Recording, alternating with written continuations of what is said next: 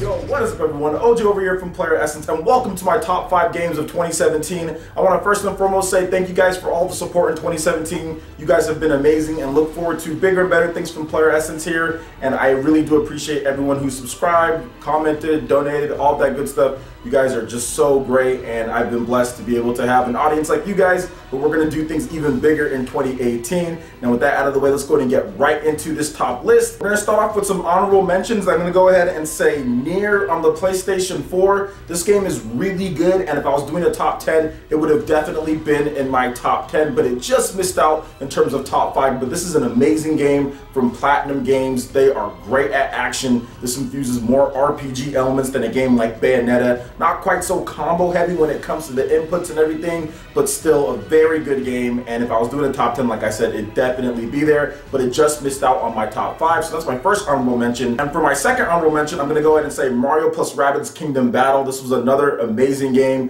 This was made by Ubisoft, and they did a great job with it. It was made by a bunch of Nintendo fans, and I think that they used the IP in such unique and interesting ways. They had Mario and Peach and Luigi and all of the crew doing crazy stuff in their own world when it comes to Rabbids, but the Mushroom Kingdom. So it kind of fused it perfectly. A lot of people didn't think this game was even real at first. Then they said that the game was going to suck when we found out that it was real, and then we actually got to see the game being played, and it was amazing. And it was really good, and it ended up being one of the best strategy games released really ever, honestly. This is easily one of the best strategy games I've ever played. So for the other honorable mention, I'm going to go ahead and say Mario plus Rabbids Kingdom Battle. I'm moving into the top 5. We're going to go ahead and start off at number 5, of course, and we have Splatoon 2 on the Nintendo Switch. This was one of those games to where when we first saw it, I was like, okay, this is going to kind of be just like the same thing, right? And what they did is they made it like a Super Splatoon deluxe version, but then there was actually notable improvements from when we first saw it. Obviously, people were looking at it and just saying this is just Splatoon, but then once you actually play the game, you start seeing a lot of great changes with this one. The biggest thing for me and why this made it into my top 5 is because Splatoon originally on the Wii U, I don't think that would have made it into any of my top 5 lists for 2015. Maybe it did, but barely, or whatever the case is. I think it's a great game, but the issue to me was the controls, because you had to use the gamepad. It's a bigger, bulkier controller. I mean, you can't play as far as battery life. Not so great, and Splatoon's one of those games that you might want to play all night, you know, with your friends. Once you start getting into the groove, once you start actually getting into the combat, upgrading, doing all of that, there's a lot of different game modes, there's salmon run, there's just so much things to do in this game. So being able to play on the Nintendo Switch with the enhanced controls, the HD rumble, the improved when it comes to the story content, the single player is much better in this game. Also just the weapons and what you can do, the functionality, the updates, the continuous flow of free downloadable content. It seems like this type of game doesn't exist anymore when it comes to online multiplayer shooters. It seems that anytime that you get one, there has to be large amounts of DLC, there has to be microtransactions, there has to be all this stuff, but Splatoon proves that you can have a wildly successful online shooter and still have everything just released normally for free, you know, in terms of the content and all that. The Splatfests have been great, so I was pleasantly surprised how much better that I liked this game over the first one in terms of Splatoon 1 to Splatoon 2. So Splatoon 2 makes it onto my number 5 when it comes to top 2017 games. Alright, now moving on to number 4, we have Persona 5 on the PlayStation 4. This game was amazing. From beginning to end, it was an amazing experience, and I think that the simplicity of the combat system combined with the fusion of the demons, the quirkiness of Atlas and how they do their games, Persona, an unforgettable experience of 2017. I thought the story was really well done with the flashbacks and kind of the taking back in time over what the main character Joker is looking at or what he remembers, and that was great. In addition to just the pacing of the game was really good as well. I thought that the combat was just so stylish. I think that's the biggest thing with this game, is how stylish the combat is, how everything animates and how it looks. It was one of those games where once you start playing, you start grinding the levels out, get into the story, you don't want to put it down. I remember going on binges of this game for like literally 5 to 6 hours in a row back when I had that type of time where I'd go to sleep super late and didn't wake up early enough to get some of my videos done. That's when this game came out and basically was taking up some of my time because of all of it that I played. And yeah, man, it was a great experience. Put well over 80 hours into it. It's that number 4 spot on my top 5 games of 2017. All right, now we're moving into number 3, and that is Super Mario Odyssey on the Nintendo Switch. And Super Mario Odyssey just came out at like the worst year when it comes to like ranking towards other games. Any other year, for the most part, this would be the top game on my list, and I think that it would win Game of the Year. It's honestly that good. It was one of the highest rated games of the year, one of the highest rated games of all time, actually. Easily one of the highest rated Mario games of all time, and it is phenomenal. It is just a great, superb experience. I don't have many faults or issues with this game. The controls are great. The gameplay is fluid. It is so responsive. As soon as you press that jump button, you are jumping. Like, there are so many different moves you can do. Like, you can jump, and then you can throw the hat, then you can dive, and then you can do a little wiggle jump. I mean, there's just so much stuff that you can add on. The jump controls, the movement, the level design is superb. There's really nothing too much wrong with this game.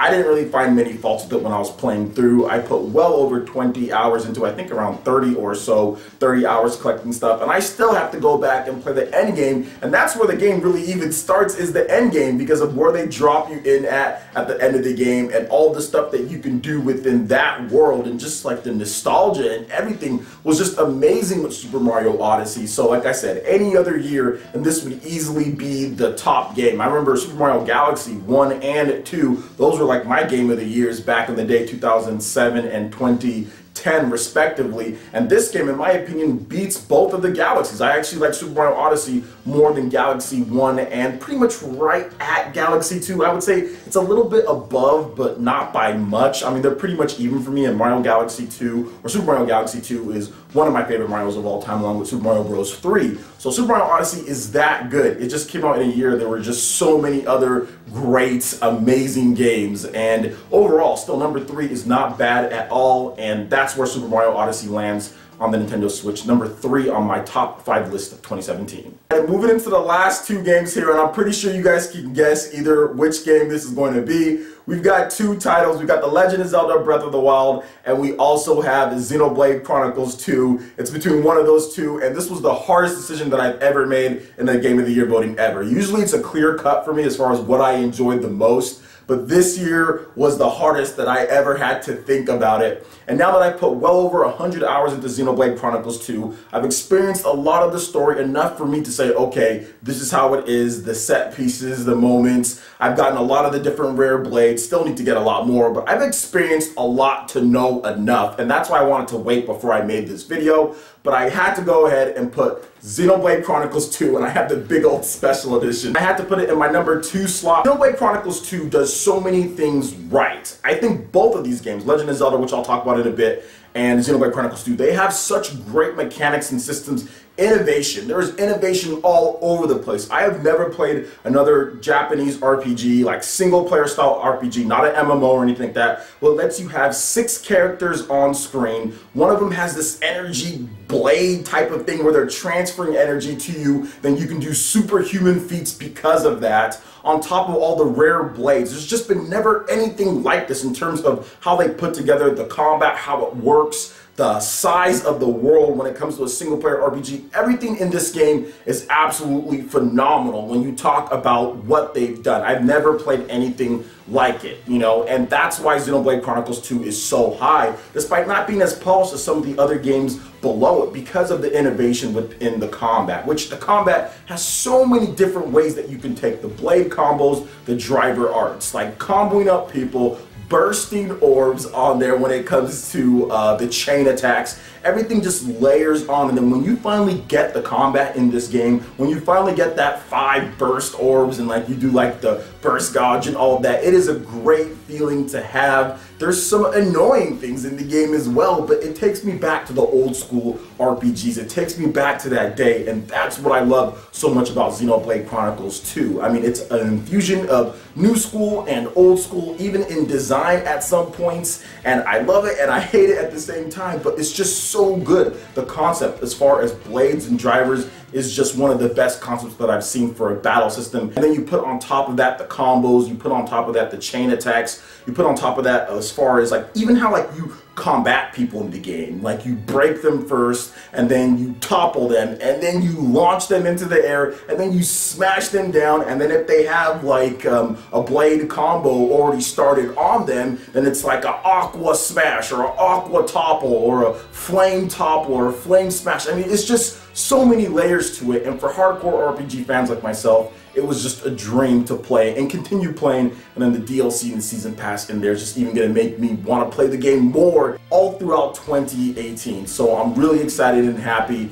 that Xenoblade Chronicles 2 came out this year, and it makes it to number 2 on my list. The number 1, you guys all know, I already listed out those 2 games, and it's The Legend of Zelda Breath of the Wild on the Nintendo Switch. And here's the thing with this game, guys. This game was so good. Even with some of the technical issues that they were having at the launch of it, it's so good you never want to put it down. And I think that's the way that I thought about this game in terms of like what game was going to win. Like it was innovation, that's also big, right? Like both of these games, Xenoblade Chronicles 2 and The Legend of Zelda Breath of the Wild, I never want to put them down. Zelda Breath of the Wild, like literally, I never wanted to put it down. Like I always wanted to say, hey, what's that? Okay, what's that? Hey, what's that over there? Okay, Link can do this. Oh wow, this is what I learned. Like I didn't expect to do half the stuff in this game. Even with all the different promotions that Nintendo did with this game, there were still like tons of things that I didn't see, tons of stuff that I still need to get into. The DLC in terms of how they laid it in was fantastic. I love the DLC plan with this game and even what they've added in. So both of these games had great base packages where you get hundreds of hours of content, but then if you really love the game, like I do both of them, they add on layers of more, you know, for you to experience. Zelda Breath of the Wild, the biggest thing for me and why it's game of the year, just how they did it with the shrines. The shrines,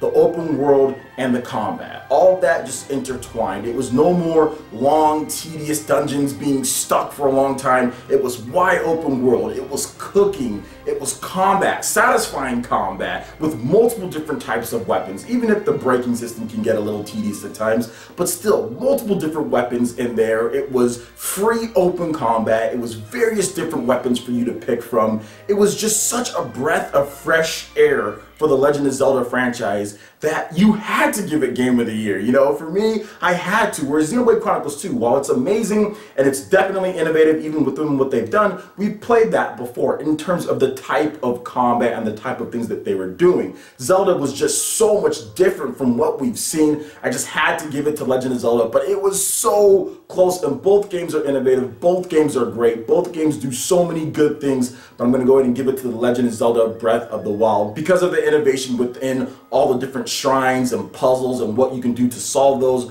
On top of that, the story was amazing in Legend of Zelda Breath of the Wild. I mean, I love the story. I like the whole champions deal and all of that. So to me, Legend of Zelda Breath of the Wild wins, but by like the slightest of margins, guys. It's so close. Alright guys, so that wraps it up for my top 5 games of 2017. What are your top 5 games? Let me know in the comment section below. I would love to hear what you guys have to say. And once again, thank you for all the support in 2017 and look forward to bigger and better things from PlayerEssence in 2018. Alright Ninja, that wraps it up for this one here. Go ahead and check out the links in the description below. We've got Facebook, we've got Twitter. Go ahead and give us a like and a follow on our social media. Really helps us spread the content of PlayerEssence across the interwebs in addition to YouTube. Also, make sure you check out our Patreon and YouTube live gaming page and consider supporting PlayerEssence. When you do so, it gets you access to all sorts of cool benefits, perks, rewards, and emails via YouTube sponsorship. So check out the link in the description below and consider supporting PlayerEssence right here on YouTube. Hit that like button if you did like this video. Lets me know you guys want more content like this going forward in the future. And subscribe to PlayerEssence for the latest RPG, Japanese, and Nintendo gaming news. Thank you so much for watching, and we'll catch you for the next video. Peace!